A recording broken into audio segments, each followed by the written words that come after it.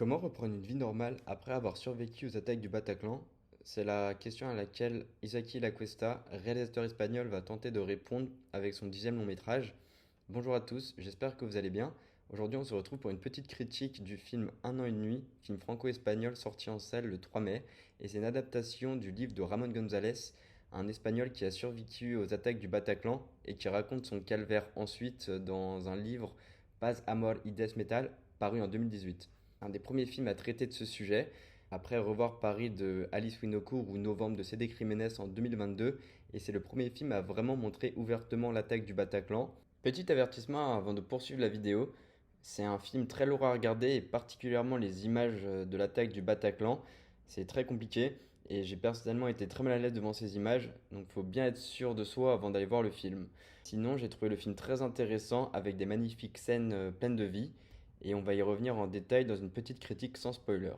Le film va nous aider à mieux comprendre les traumatismes au pluriel vécus par les rescapés. En effet, chaque personne réagit différemment et l'équipe du film a tenté de récolter un maximum de témoignages des survivants de l'attaque du Bataclan afin de mieux coller à la réalité.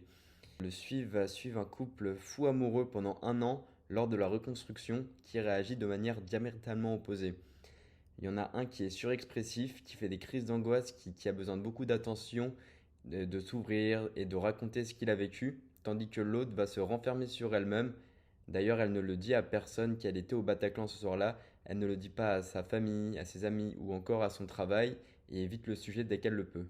Ainsi, on va passer 2 heures auprès de ce couple hors du commun, et on va suivre leur incompréhension mutuelle et leur évolution dans deux trajectoires totalement différentes.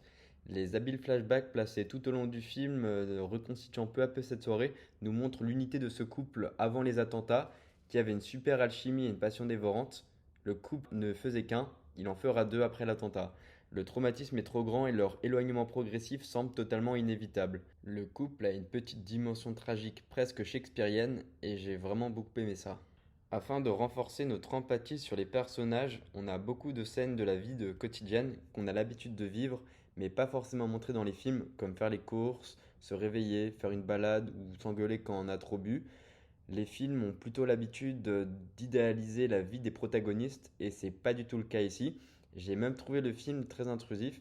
Il montrait des scènes qu'on ne voudrait garder que pour nous, les moments de faiblesse où on pleure. Il n'y a vraiment aucune idéalisation des personnages. Et tous ces petits détails ont rendu le film très réaliste. On se reconnaît dans ces petites actions et ça renforce la connexion entre le personnage et les spectateurs et améliore notre capacité de compréhension et d'empathie. Le film est avant tout un film de vie. Il y a beaucoup de scènes qui n'existent que pour montrer l'humanité des personnages qui reprennent goût peu à peu à la vie à des vitesses différentes. Le réalisateur est réputé pour insuffler une grande humanité à ses personnages et le film est à la fois très triste et intense mais porteur de beaucoup d'espoir. La vie humaine vaut le coup d'être reconstruite, et c'est la grande leçon du film à mon sens. Le film est assez long, il dure 2 heures environ, mais je suis pas vraiment sûr qu'on aurait pu le raccourcir. Il y a beaucoup de scènes qui ne font pas beaucoup avancer l'intrigue, mais qui montrent le chemin psychologique des personnages, et c'est très important de bien prendre son temps pour raconter une telle histoire, tant la palette émotionnelle est large. Les scènes de la nuit de l'attentat sont découpées et racontées tout au long du film. Le long métrage est construit autour de ces scènes et ça lui permet de lui donner du rythme. Il y a deux objectifs à ça. En premier, c'est de mieux comprendre qui étaient les personnages avant. Et en deuxième, c'est de comprendre leur propre expérience au moment de l'attentat afin de mieux comprendre leur réaction ensuite.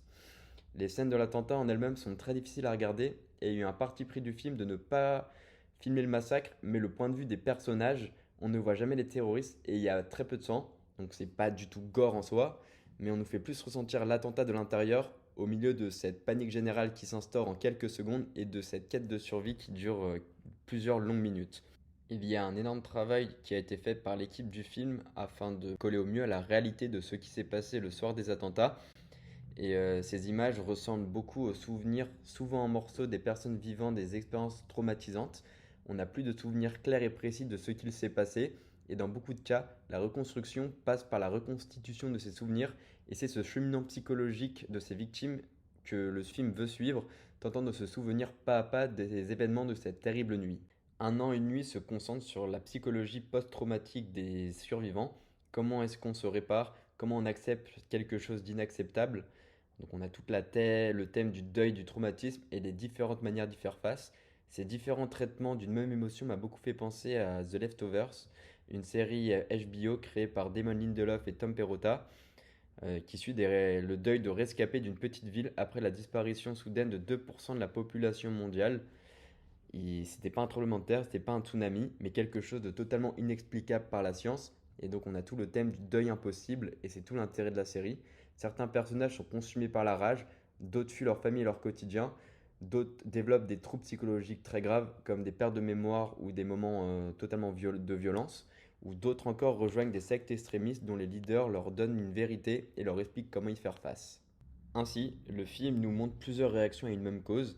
Il y a autant de manières de vivre un traumatisme que de personnes qui le vivent. Chaque cas est unique et on le voit bien grâce à ces personnages. Donc il y a une personnage qui est dans le déni total, l'autre qui a un vrai besoin de s'exprimer, une immense tristesse et une remise en question, tandis qu'un dernier éprouve de la colère envers les terroristes. Après Au revoir là-haut et 120 battements par minute, Nahuel Pérez Biscayar commence à prendre l'étiquette du jeune homme torturé. Il est très expressif, expression qu'il véhicule notamment via son regard très perçant, et il a une tête aussi pas commune, et ça renforce vraiment cet aspect. Il est très crédible dans ce rôle d'homme presque bipolaire, et réussit super bien à nous transporter dans ces moments de bonheur authentique et réel, comme dans ces moments de descente où là c'est beaucoup plus terrible.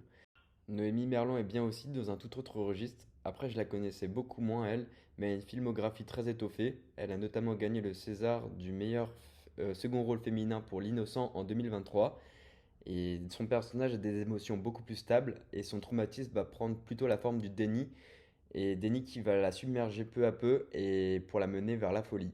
Pour conclure, je pense qu'Isaki Lacuesta, le réalisateur, a réussi à trouver le délicat équilibre pour raconter une telle histoire. On voit qu'il a essayé de coller au plus près des victimes pour nous proposer un voyage au cœur de leurs émotions violentes et contradictoires. Je pense vraiment que c'est un film à voir, à condition d'être prêt à le supporter, car c'est un sujet très très délicat. Donc c'en est tout pour cette critique, j'espère qu'elle vous aura plu. Donc si vous avez aimé, n'hésitez pas à liker, commenter ou en parler autour de vous. Salut!